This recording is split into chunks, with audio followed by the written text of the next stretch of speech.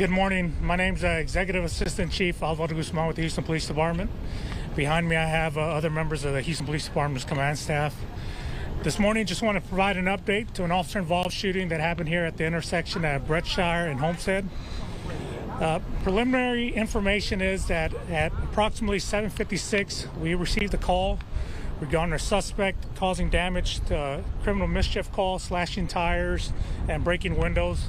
He was also described as having a sharp object. Officers arrived at 8:01 and made contact with the suspect at 8:02. After giving him commands to try to take him into custody to detain him, the suspect refused and a short pursuit ensued, where it was from the original location of 7206 Brettshire to here at this intersection here at Brettshire and Homestead. Once they got here, a struggle ensued with the suspect as officers were trying to take him into custody. During the struggle, the suspect was reaching for one of the officer's weapons. The officer communicated that the suspect had his weapon. During that time, one of the officers, in fear of the officer's lives, discharged his weapon twice, striking the suspect. The suspect is deceased here at this time, here on Homestead.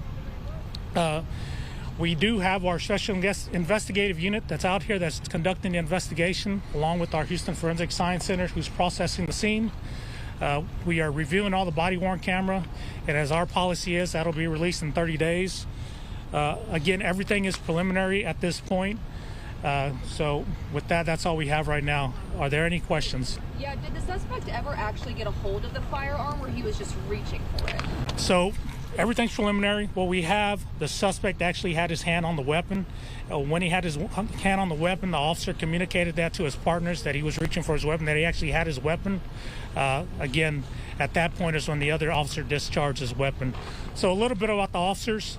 One of the officers that discharged his weapon, or the officer that discharged his weapon, he's got 5.5 years on the department. He's 30 years old.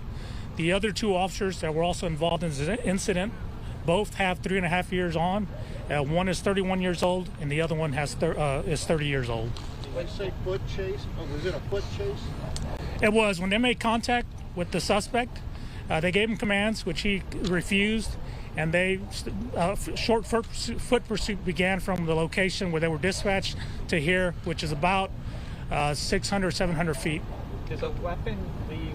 The weapon the suspect had his hand on, was it in the holster, or was it Like on his hand? No, it was an officer's holster. He was reaching for it. He actually had his hand on it. The officer that was the weapon, his holster, he was actually holding on with the suspect, trying to prevent the suspect from grabbing his weapon. Okay, so it stayed in the holster and he never actually gained possession of it?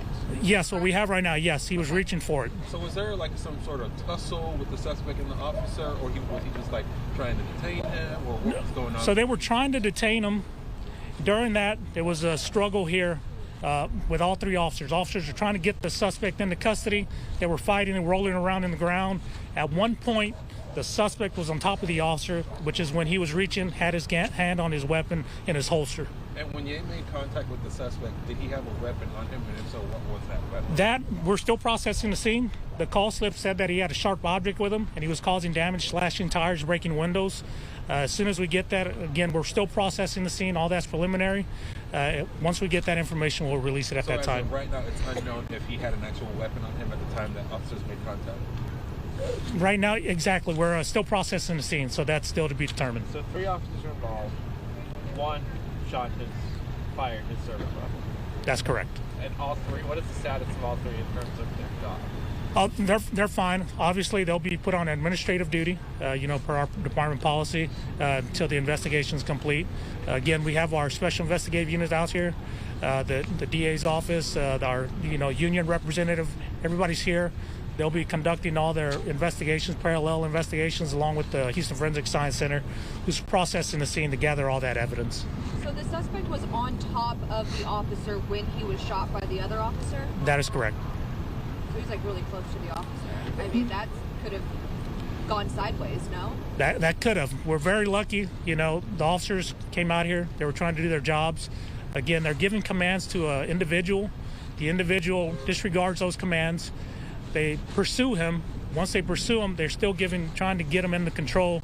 This person is actively resisting where at one point they're struggling on the ground. They're fighting, not fighting, but in a struggle. During the struggle, the suspect is on top of the officer with his hand on the officer's weapon in his holster. So, Do you know, I know you probably won't release it, but have you identified the suspect? no, not yet. We're still, that'll be confirmed by the ME's office, and then when they do, they process that at the ME's office. I don't Give know. us identifying factors of them: age range, race. The suspect. Yeah. Right now, all we have, I don't have his age, just a black male, say 30s to 40s. I don't know if I missed this or not, but did you say how you guys were able to pinpoint who the suspect was when you guys showed up? So the officers responded to the call location. When they got there at the location, they encountered an individual there. They were giving him commands. He matched the description given on the call slip, and that's went from there. You know how long the scene will be active through here? It'll be until we're complete doing processing. Again, we got a forensic science center. We actually have the original scene at the location, where officers made the original call. And then obviously this is the primary scene here at the intersection of Homestead and Brettshire.